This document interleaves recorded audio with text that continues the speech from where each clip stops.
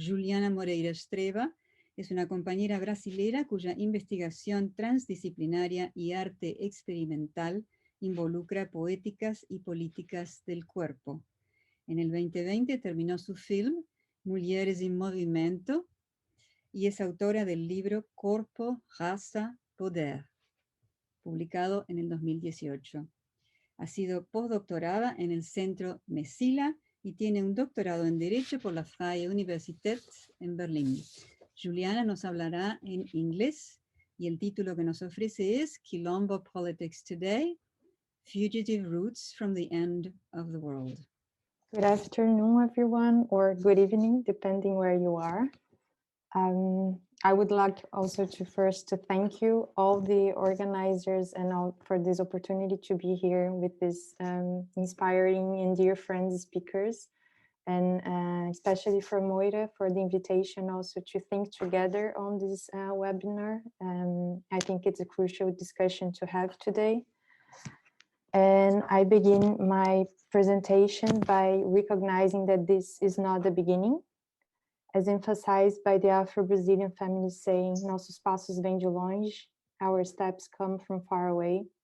The movement that I trace here is part of a longer ancestral process.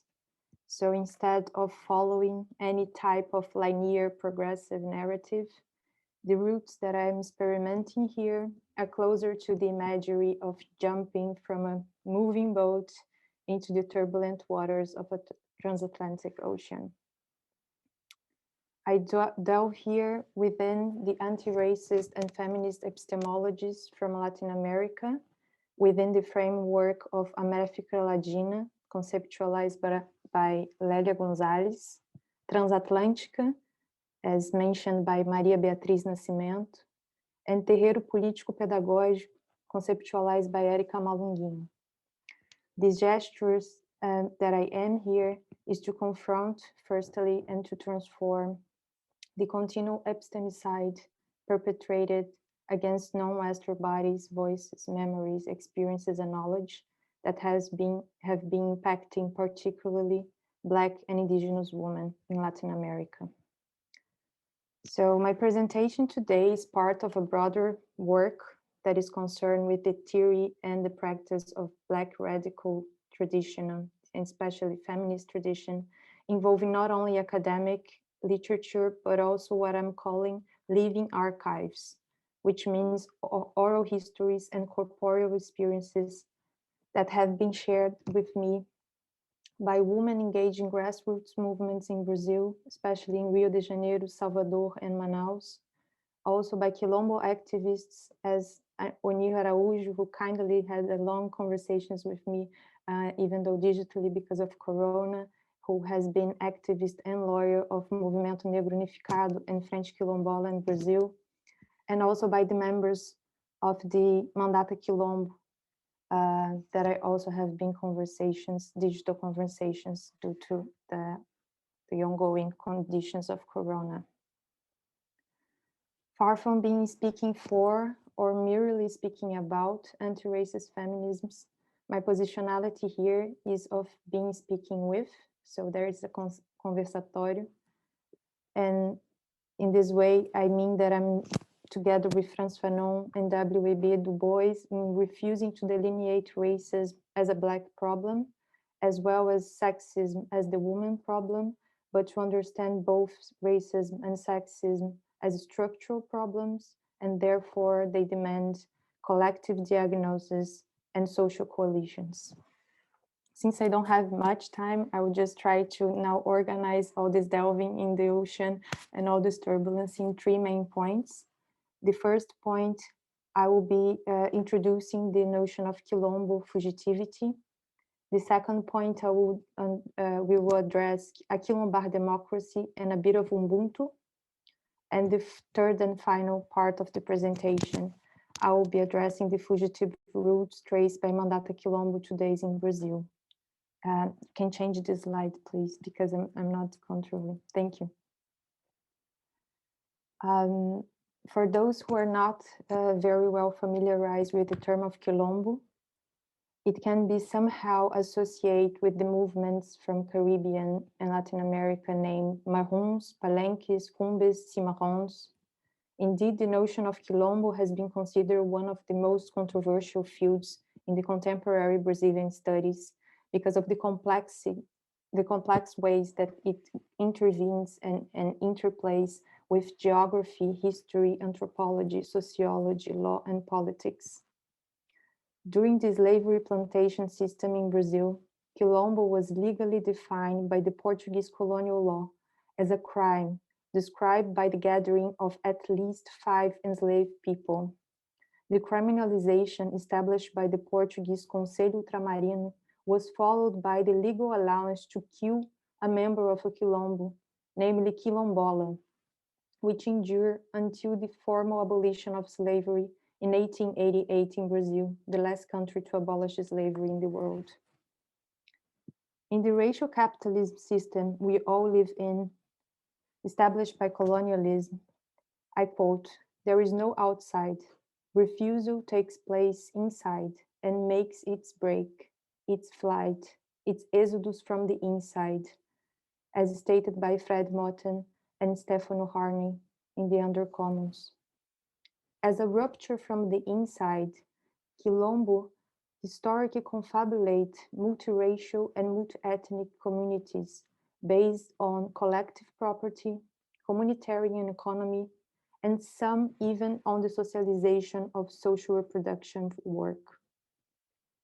They compose what the poet, visual artist, and politician Abdias do Nascimento named the Quilombista Project.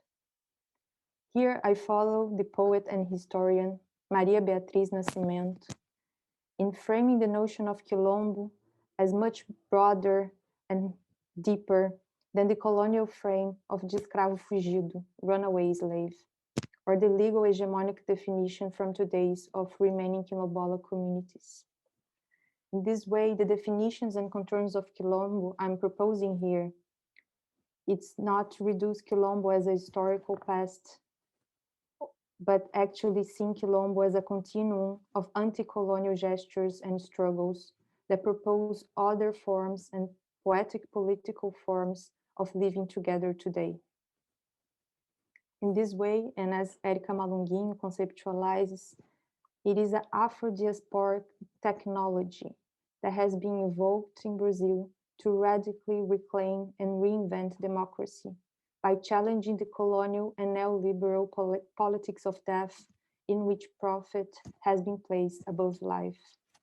So now I move to the second point of the presentation, the aim, the claim to aquilombar democracy. We can change the slide. And this slide I forgot to mention, but yeah, that is Maria Beatriz Nascimento, and then there is also the photo of Abdias do Nascimento, and the pieces of work, the art, are from Rosana Paulino. The Ubuntu proverb, "Eu sou porque nós somos, I am because we are," reverberates deeply within the Black feminist movements in Brazil, especially after the political campaign of Marielle Franco, who embraced this statement not only in her campaign, but also as a political agenda. The radical NTTU, Nuntu, from the Bantu language, refers to the interplay between the self and the other, in which one is interdependent and mutually constituted by the other. In this way, Quilombo here is comprehended as an Afro-diasporic Brazilian way of materializing and experimenting Ubuntu philosophy. As probably we all know, Marielle was elected in 2016 to the Rio de Janeiro City Council, and among the intersectional fronts she was committed with, anti-racist, feminist, LGBTQ fronts, she also performed a key role in monitoring police and military brutality and abuse of power in the city of Rio de Janeiro. Marielle was shot dead together with her driver in 2018. Her political femicide completed 3 years this year, and despite all the popular pressure, the question of who was behind it remains unanswered. Black feminists in Brazil have been mourning the lost of Marielle throughout the imagery of the semente, the seed. Following the linguistic and philosophical principle of the vital force of Ubuntu, also known as Axé, the seed, a semente, refers to the continuity, the circularity of life in the earth, the Ubuntu spiral, interrelational spiral, that articulate and revitalize the notion of community. The seed of Abdias' political project of Quilombismo, the seed of Marielle, the urgent call to aquilombar this constitutional, liberal, and neo-colonial democracy that is in collapse. And now I go to the third point of the presentation, that is about the project, the Living Archive of Érica Malunguinho, and the aim now, the fugitive routes that have been traced in Brazil. We can move the slide. So this is the photo of the political campaign of Érica Malunguinho on the left, and on the right was the political campaign of Abdias do Nascimento, when he put vote no preto, não vote em branco. And Érica Malunguinho also comes with the movement to vote to Black women in power in Brazil that has been growing stronger. So like growing seeds from Marielle death, murder, assassination. In the 2018 elections, we've had the highest number of women running for political mandates in the history of Brazil. When I was doing my field work in Brazil in 2018, I could talk to several of them they were all running for the first time a political mandate, indigenous and Black women all across the country. At the same time that a far right-wing authoritarian populist was elected president, the country also elected the first Black trans woman to occupy a seat at the state congress, who is Érica Malunguinho. Interestingly, the name Malunguinho alludes at least to two interconnected meanings. First of all, Malunguinho is the name of a Quilombo Malunguinho, from 1836, that was located in the city of Recife, the same city where Érica Malunguinho was born. The second meaning of Malunguinho, and as is very common in Portuguese, Malunguinho is the diminutive form for referring to Malungo. Malungo is a word from the Bantu language that means comrade or fellow. Still with the Bantu language, Quilombo means union. In this way, the Aquilombar project here means to articulate struggles, coalition, sister outside, creating bridges.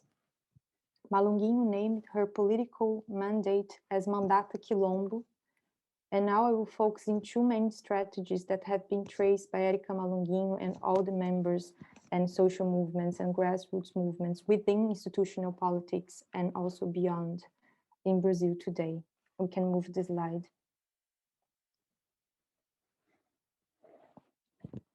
The first route is named by Érica Malunguinho as Alternância de Poder, alternation of power, in a very bad translation because it's hard to translate these terms. In Brazil and elsewhere, institutional politics have been a place predominantly dominated by white cisgender heterosexual men.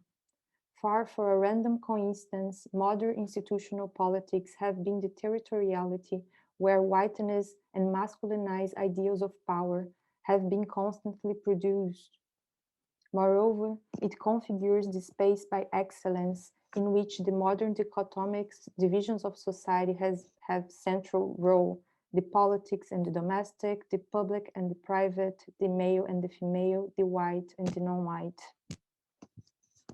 Such a colonial continuum has been materialized in the form of inequality, difference, and misrepresentation. It constitutes what Érica Malunguinho names as the círculo vicioso da representação, which will be the vicious circle of representation, and institutional dysphoria institucional. In this scenario, the terminology of identity politics has been the term widely used by political scientists and legal scholars to refer to an identity-based politics described as exclusively focused on the recognition and inclusion of an excluded group within the existing system of power. The political organization of Black, Indigenous, queer, lesbian, trans, travestis women have been problematically framed as identity-based movement, which has been reduced to a self-interest agendas of inclusion, which takes away all the radicality of the movement, as if they were not proposing a collective project for the entire nation, but only claiming for individualistic types of rights. In the words of Erika Malunguini, they say identity or identity agendas, perhaps in a failed attempt to reduce the competence of one person in the political debate, ignoring that everything has always been about identities, both ethnic and cultural. Those who have managed power for centuries, people who, astonishingly, also have identities. That's it. That is to say, the political movements carried out also by white, cisgender, heterosexual men are inscribed as neutral, universal, as if they had not positionality or identities. Such an abstraction updates the colonial mechanisms of ordering within the liberal democracy regime.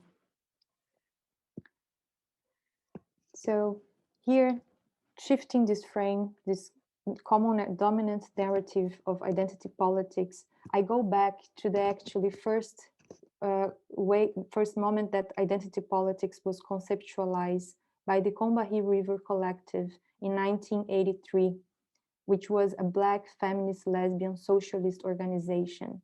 And they conceptualized identity politics as a way to emphasize the interdependence among struggles and the need to coalition in order to survive as a collective. So different from inclusion or tolerate differences, the verb used here is ocupar, occupy, which denotes a much more radical strategy that is not limited to just filling a numeric gap within a democratic representation. When we are claiming about occupation and aquilombamento, we are meaning here radical ways to transform the very mode in which politics have been traditionally operating. As Angela Davis explains, intersectionality here is not only about bodies and individual experiences, but it has been updated as a way of bringing various social justices and struggles together across national borders.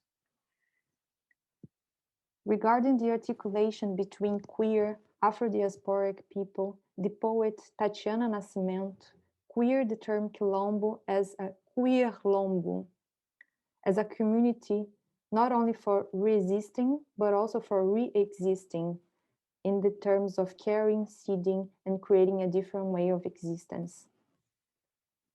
Last year in Brazil, it was formed the Coalizão Negra por Direitos, Black Coalition for Rights, gathering more than 100 Afro-diasporic movements together in dialogue in São Paulo.